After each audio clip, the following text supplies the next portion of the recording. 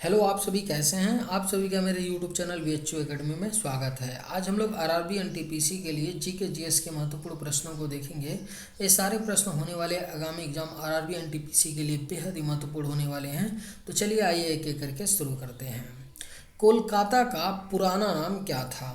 इसका right answer क्या होगा? तो कोलकाता का पुराना नाम कालीकाता था। कोलकाता का पुराना नाम। नवाब मुर्शिद कुली खान कहाँ के नवाब थे?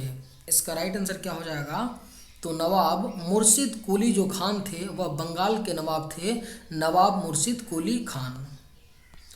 पलाश के फूलों का क्या बनाया जाता है? इसका करेक्ट आंसर क्या होगा?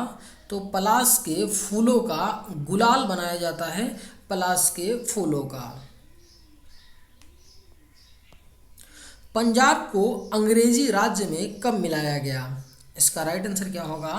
तो पंजाब को अंग्रेजी राज्य में 1849 ईस्वी में पंजाब को अंग्रेजी राज्य में मिलाया गया था। कब? तो 1849 में मिलाया गया था। अली वर्दी खान की मृत्यु के बाद नवाब कौन बना था? इसका राइट आंसर क्या हो जाएगा? तो अली वर्दी खान की मृत्यु के बाद सिराजुद्दौला नवाब बने थे। अली वर्दी खान की मृत्यु के बाद। सिराजुद्दौला कब नवाब बने थे? अगर आप लोगों को ये वीडियो पसंद आए तो एक लाइक ज़रूर कीजिएगा और अगर आप इस चैनल पर नए होंगे तो सब्सक्राइब भी कर लीजिएगा। सिराजुद्दौला कब नवाब बने थे? इसका राइट आंसर क्या हो जाएगा? तो ऑप्शन बी 1756 में बने थे सिराजुद्दौला नवाब। कंपनी को बिना शुल्क चुकाए व्यापार की अनुमति किसने दी थी? बेहद ही महत्वपूर्ण प्रश्न है। कंपनी को बिना शुल्क चुकाए व्यापार की अनुमति औरंगजेब ने दी थी। किसने दी थी? तो औरंगजेब ने दी थी। नवाब सिराजुद्दौला की हार का मुख्य कारण क्या था? इसका राइट आंसर क्या होगा?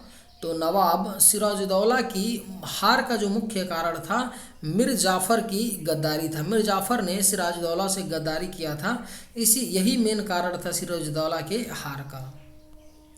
मुर्शिद अली खान के बाद बंगाल के नवाब कौन बने थे? इसका राइट आंसर क्या होगा? तो मुर्शिद अली खान के बाद बंगाल के नवाब अली वर्दी खान बने थे। पलासी का असली नाम क्या है? इसका राइट आंसर क्या हो जाएगा? तो पलासी का असली नाम आपका ऑप्शन बी राइट आंसर होगा। पलासी है पलासी का असली नाम। अली वर्दी खान की मृत्यु कब हुई थी? इसका राइट आंसर क्या होगा? तो अली वर्दी खान की मृत्यु 1756 ईस्वी में हुई थी। अली वर्दी खान की मृत्यु कब हुई थी? 1756 में। 1757 ईस्वी में अंग्रेजी शासक कौन था? इसका राइट आंसर क्या हो जाएगा? तो 1757 ईस्वी में अंग्रेजी शासक रॉबर्ट क्लाइव था। 1757 में अंग्रेजी शासक। सिराजुद्दौला की मृत्यु के बाद कौन नवाब बना था? इसका राइट आंसर क्या होगा? तो सिराजुद्दौला की मृत्यु के बाद मीर जाफ़र नवाब बना था। सिराजुद्दौला की मृत्यु के बाद। बक्सर की लड़ाई कब हुई थी? इसका करेक्ट आंसर क्या हो जाएगा? तो बक्सर की जो लड़ाई है आपका 1764 ईस्वी में हुआ था। बक्सर की लड़ाई। विलय नीति किसने चलाई थी? इसका राइट आंसर क्या हो जाएगा? तो विलय नीति जो है लॉर्ड डलहौजी ने चलाई थी विलय की नीति को। जब रॉबर्ट क्लाइव भारत आया था तब उसकी उम्र कितनी थी? इसका राइट आंसर क्या होगा? तो जब रॉबर्ट क्लाइव भारत आया था तब उसकी उम्र मात्र 18 साल थी। राइट आंसर ऑप्शन ए हो जाएगा। ब्रिटेन के प्रसिद्ध कवि और कलाकार कौन थे? अगर आप लोगों को ये वीडियो पसंद आए तो एक लाइक ज़रूर कीजिएगा और अगर आप इस चैनल पर नए होंगे तो सब्सक्राइब भी कर लीजिएगा। ब्रिटेन के प्रसिद्ध कवि और कलाकार कौन थे? इसका राइट आंसर क्या होगा? तो ऑप्शन डी विलियम मॉरिस थे।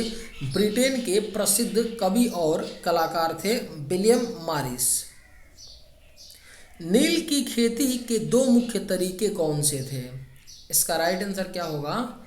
तो नील की खेती के जो मुख्य दो तरीके थे आपका राइट आंसर ऑप्शन सी होगा। ए और बी दोनों, यानी नीच तरीका और रैयत तरीका, ये दोनों मुख्य तरीके थे नील की खेती के।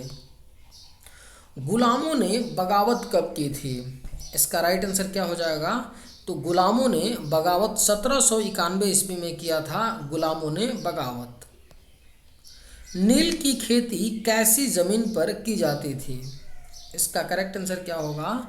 तो नील की खेती जो है उपजाऊ जमीन पर की जाती थी, यानी जमीन का उपजाऊ होना बेहद ही महत्वपूर्ण था। महालवाड़ी को कब लागू किया गया था? इसका करेक्ट आंसर क्या होगा? तो महालवाड़ी सिस्टम को 1822 ईस्वी में लागू किया गया था। महालवाड़ी को 1770 के बंगाल के अकाल में कितने लोग की मौत हुई? इसका राइट आंसर क्या होगा? 1770 में बंगाल में बेहद ही भीषण अकाल आया था। उसमें लगभग 1 करोड़ लोगों की जान चली गई थी। आप सोच सकते हैं कि उस समय 1770 का जो अकाल था कितना बड़ा होगा, जिसमें 1 करोड़ लोगों की मृत्यु हो गई।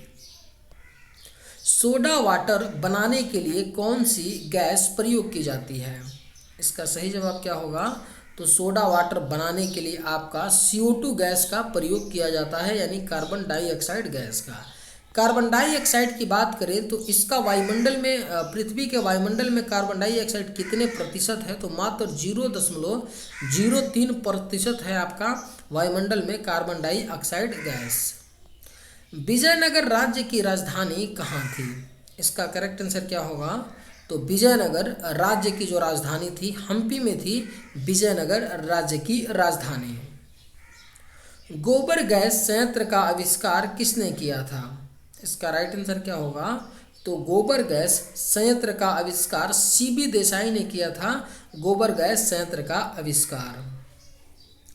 फेफड़े को ढकने वाला आवरण क्या कहलाता है? इसका राइट आंसर क्या होगा? तो फेफड़े को ढकने वाला जो आवरण होता है प्लूरा कहलाता है। फेफड़े को ढकने वाला आवरण। जिला न्यायाधीश किसके नियंत्रण के अधीन होता है? इसका राइट आंसर क्या होगा? तो जो जिला का न्यायाधीश होता है वह उच्च न्यायालय यानी कि हाई कोर्ट के नियंत्रण के अधीन होता है। किस देश में सूरज सबसे पहले डूबता है? इसका करेक्ट आंसर क्या होगा? तो कौन सा देश है जहां पर सूरज सबसे पहले डूबता है? इसका सही जवाब होगा ऑप्शन डी, न्यूजीलैंड देश में सूरज सबसे पहले डूबता है। खाने के सोडे का रासायनिक नाम क्या है? इसका करेक्ट आंसर क्या होगा?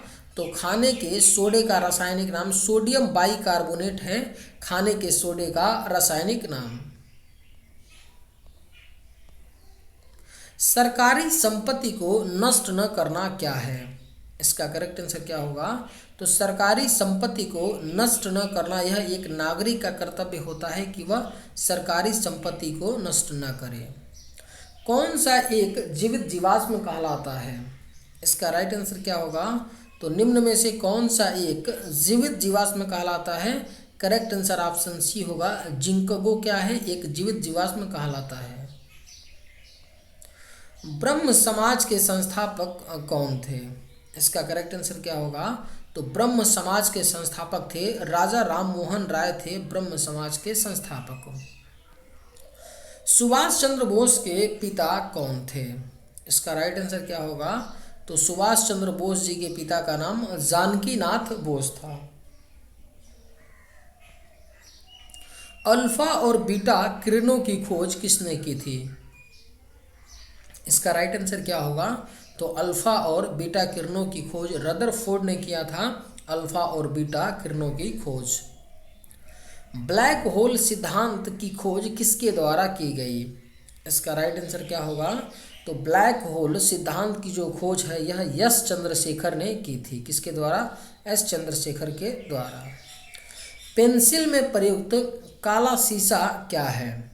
इसका राइट आंसर क्या होगा? तो जो पेंसिल में प्रयुक्त काला सीसा होता है वह आपका क्या है? यह क्या होता है? एक ग्रेफाइट होता है। और ग्रेफाइट क्या होता है? कार्बन का एक अपरूप होता है। तो बोल सकते हैं कि पेंसिल में प्रयुक्त जो काला सीसा होता है वह कार्बन का अपरूप ग्रेफाइट होता है। पृथ्वी गोल है यह सबसे पहले किसने कहा था? अगर आप लोगों को ये वीडियो पसंद आए तो एक लाइक ज़रूर कीजिएगा और अगर आप इस चैनल पर नए होंगे तो सब्सक्राइब भी कर लीजिएगा। पृथ्वी गोल है यह सबसे पहले किसने कहा था? तो इसका राइट आंसर क्या होगा? ऑप्शन बी, अरस्तु ने कहा था पृथ्वी गोल है यह सबसे पहले। राष्ट्रीय खेल दिवस कब मनाया जाता है? इसका करेक्ट आंसर क्या होगा? तो राष्ट्रीय खेल दिवस हर साल 29 अगस्त को मनाया जाता है। राष्ट्रीय खेल दिवस मेजर ध्यानचंद्र के जन्म के अवसर पर मनाया जाता है हर साल। मेजर ध्यानचंद्र की बात करें तो ये हॉकी के खिलाड़ी थे और इनको हॉकी का जादूगर कहा जाता है, मेजर ध्यानचंद्र जी को। इन्हीं के जन्म के अवसर पर हर साल 29 अगस्त को राष्ट्रीय खेल दिवस मनाया जाता है। किस पक्षी की आंखें सबसे तेज होती है? इसका करेक्ट आंसर क्या हो जाएगा? तो ऑप्शन सी, बाज की जो आंखें होती हैं सबसे तेज होती हैं। जंग लगने पर लोहे का भार क्या होगा? इसका करेक्ट आंसर क्या होगा? तो जंग लगने पर जो लोहे का भार होता है वो क्या होता है? तो बढ़ जाता है, यानी बढ़ेगा। इसका करेक्ट आंसर क्या हो जाएगा? चलिए आज के वीडियो में बस इतना ही। अगर आप लोग को ये वीडियो पसंद है तो एक लाइक ज़रूर कीजिएगा। थैंक्स।